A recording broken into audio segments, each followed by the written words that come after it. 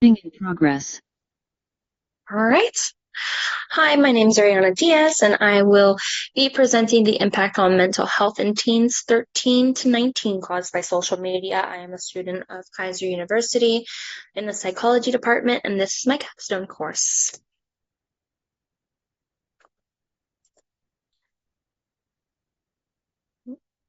This is the introduction. Social media is essentially what I'm going to be talking about, how it's a part of teens' lives on a daily basis, how they use TikTok, Instagram, and Snapchat daily, and how these platforms promote sharing personal life and events, how it affects them mentally, how it causes mental health issues, how they may develop, and it also explores how it impacts teens in general.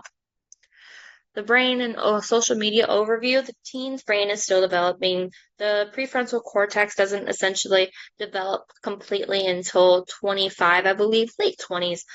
Social media impacts emotional self-regulation as well, and also has a dopamine boost that keeps you going and coming back for more. That whole entire For You page TikTok offers. It's generated to give you what you want to keep viewing essentially. And also when somebody posts something online, the online feedback that they receive shapes self-worth over time and can help a teenager see how they view themselves.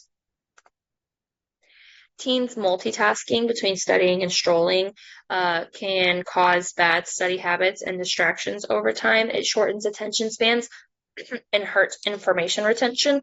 Social media causes academics' performance to decline greatly.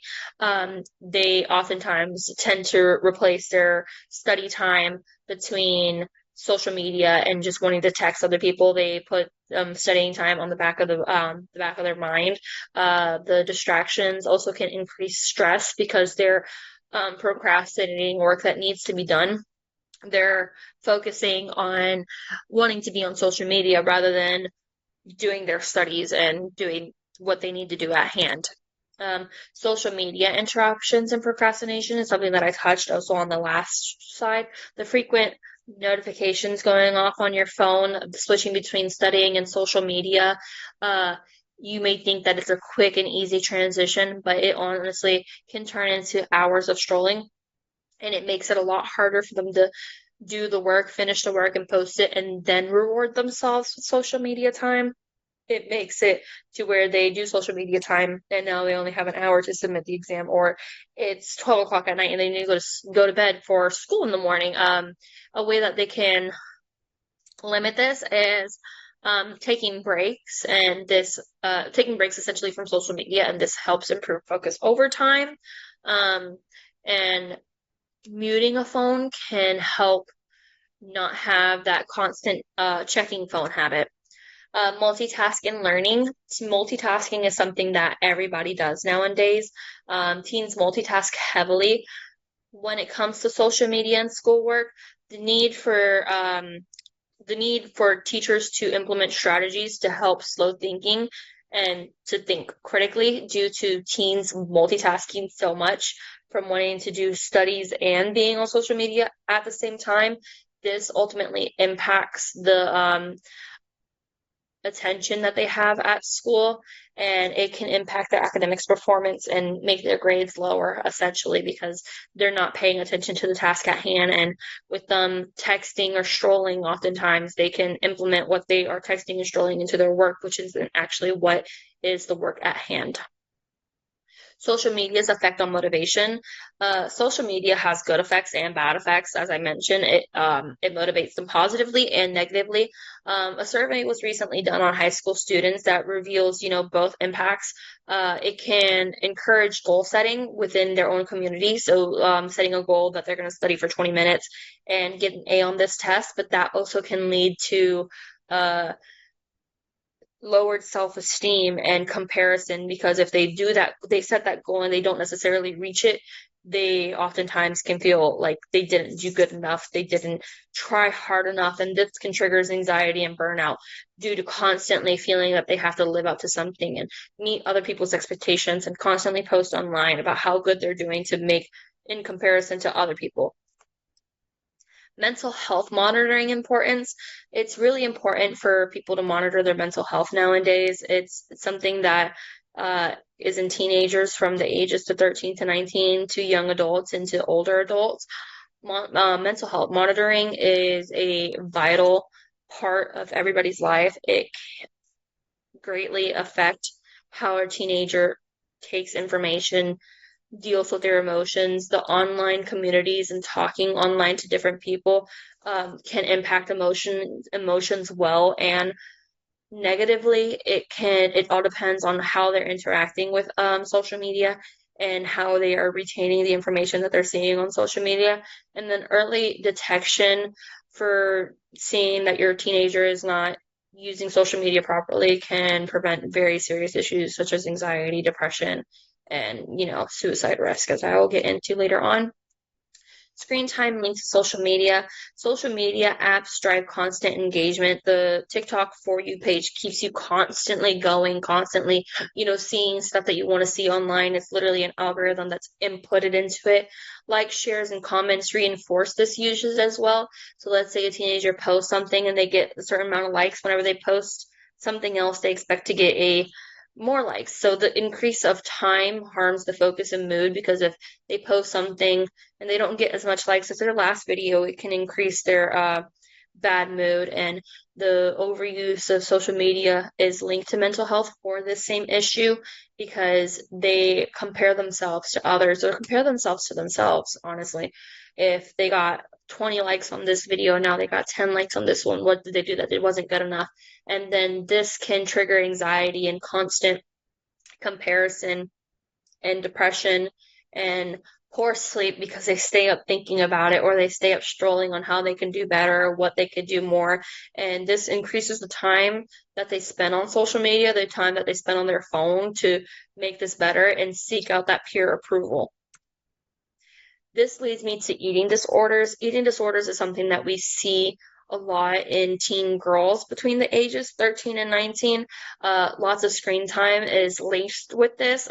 It's associated with eating disorders because of the constant comparison to these online bodies that are filtered and distorted from the natural appearance and have ultimately altered the beauty standards nowadays for any woman.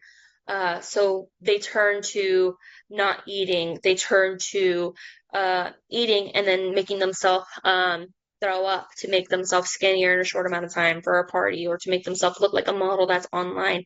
And we see this in a lot of TV shows that try to bring awareness to this. I believe one of these TV shows is Full House. It's an older TV show where DJ is not eating and drinking juices and working out really in a short amount of time. And essentially, she faints over time because of this, because she wants that ideal body image. And this brings me to the teen brain and emotional response. The frontal lobe isn't fully developed, and that is responsible for a lot of the rational thinking that a teenager does. The amygdala is more, teens rely more on it more than the frontal lobe. And it also is responsible for the emotional outcomes and reactions to a lot of the things online, and it can trigger, it all depends on how the teenager takes on the information, if they take it on positively and negatively, and it can heavily be impacted by this lack of sleep, anxiety, everything is triggered to this. And the teen's behavior on social media can be caused by the overreaction and the lack of emotional awareness that they're doing whenever they're posting something online. Cyberbullying. The frequent use of social media isn't always good. It can lead to heavy bullying. Cyberbullying is one of the number one bullying ways nowadays. They oftentimes face emotional distress and isolation, and negative online interactions can make them feel sad and isolated. And teens oftentimes do not report this because they don't feel like they have an open space to talk and understand it. I'm going to go ahead and play this video. And this is Cyberbullying PSA by Alyssa.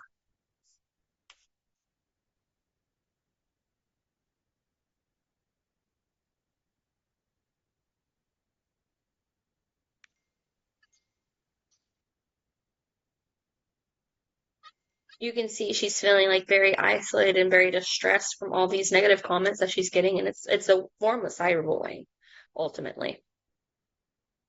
And ultimately, she throws her phone and explains that 16 of high school students experience cyberbullying, and it goes undetected. Cyberbully intensifies this feeling of hopelessness and isolation.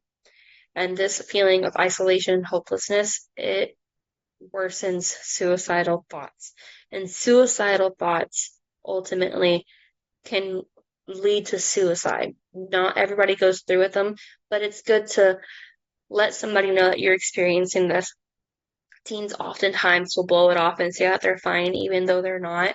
And then mental health resources oftentimes go unused because of this. They don't feel like they have a safe space. And early intervention can save lives. Seeing that your teenager is going through this, understanding and creating a safe space is huge when it comes to this, and it can ultimately reduce suicide risk. Dual pathways of social media and impact. Social media offers great benefits and risk, as I mentioned before. It promotes social support. It promotes social communities where teenagers can talk within themselves, but it also creates negative interactions that are considered bullying. It can cause, as I mentioned before, as well, eating disorders, low self-esteem, and body image issues that are caused by these unrealistic, ideal people or influencers online editing their photos and making ultimately teenagers that don't feel like they're perfect feel bad because they don't look up or live up to that standards. Individual differences affect teens' responses to things, how they take things and how they're triggered by things. It all depends, and it all is different from person to person. Teen talk. The positive, the negative, the neutral effects. Teens report mixed experiences on social media. Ultimately, some of them see it as, a way to thrive and build a community, while others just face challenges because they compare themselves and they don't feel like they belong and they don't have a good mental well-being. Um, the highlight the importance of it highlights the importance of guiding teens through social media and how they should take things and how they shouldn't compare themselves to others is very important as well. It's just a constant comparison to other teens online that could be doing better, it could be doing worse. It's a negative and positive effect. They could also create online communities that could help them better themselves and hype each other up, as they would say. This is a video about teen depression on how it can look for every person and how, you can say you're fine, but you're really not. All my most recently to tabs because they're highlighted underneath. Link below to download the Opera browser for free. There's a reason Detective Johnson is the Gossip King. Oh, did you hear? Let's skip through here. She starts talking about how she's actually feeling.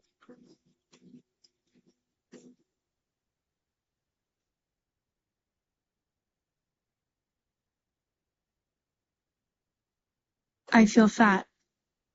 There's body image issues. I'm Being stressed due to schoolwork, which can very much happen. I feel ugly. There you go again with body image issues and self-esteem. I'm not hungry anymore. Eating disorders is a very big view for teen depression. I'm so tired all the time.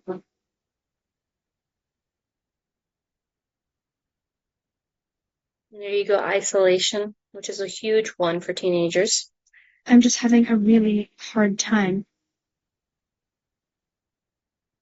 And I don't know what to do anymore.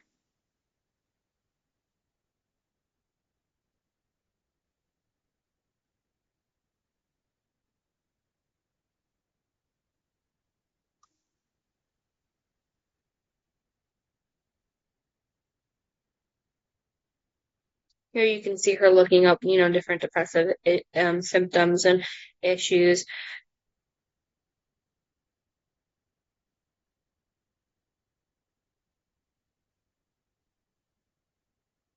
And here you can see her having the option to use a resource, but deciding ultimately not to use it.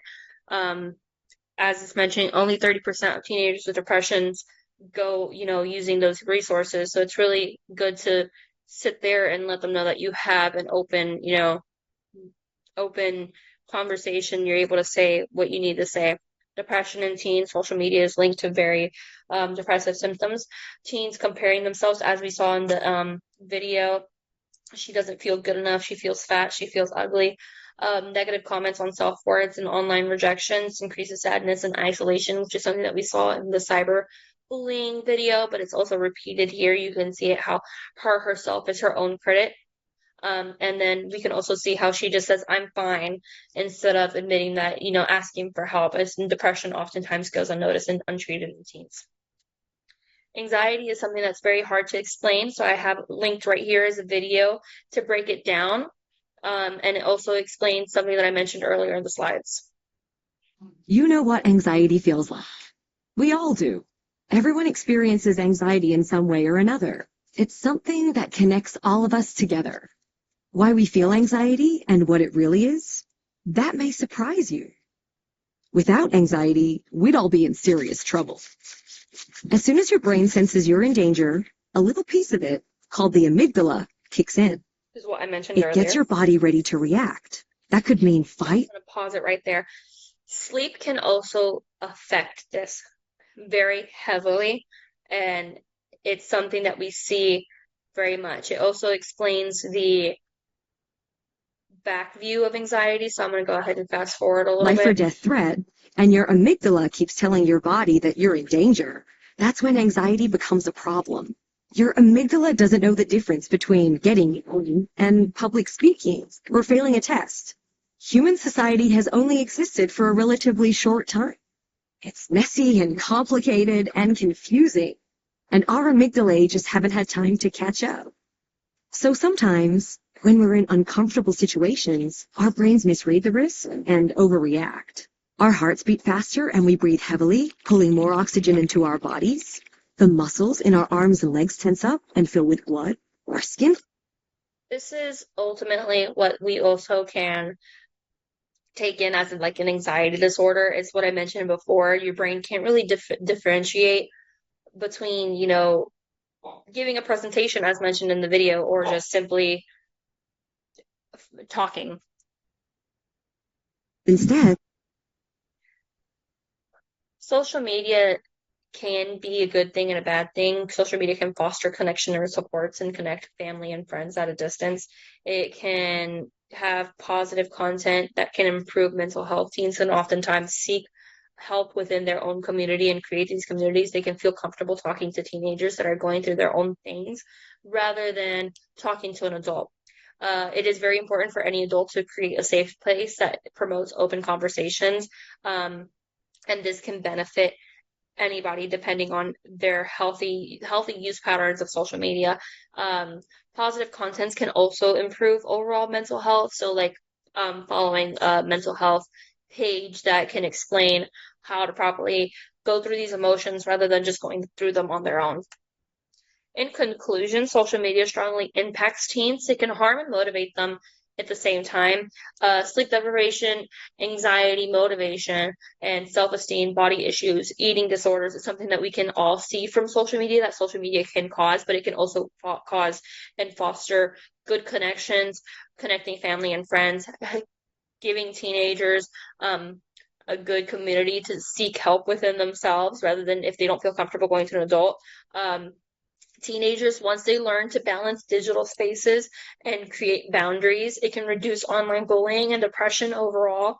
And then education on how to do this helps any negative impact and creates a safe space and supported environment for any teens. I will always say that a supportive environment helps all teens thrive, as I mentioned here in my conclusion. A teenager that knows how to talk about their emotions and knows what's right and wrong and knows how to seek that out can thrive within themselves. And ultimately, a good teenager that knows what they are doing and can help somebody that may not. So ultimately, it's just, as I mentioned before, helping within a community, a safe community for teenagers. and giving them the tool to be able to navigate social media safely and be able to talk about what's going on and learn from adults as well. Thank you so much for watching. I have a few mess ups in this. I have a little bit of anxiety when it comes to talking, but this is ultimately a topic that I'm very passionate about.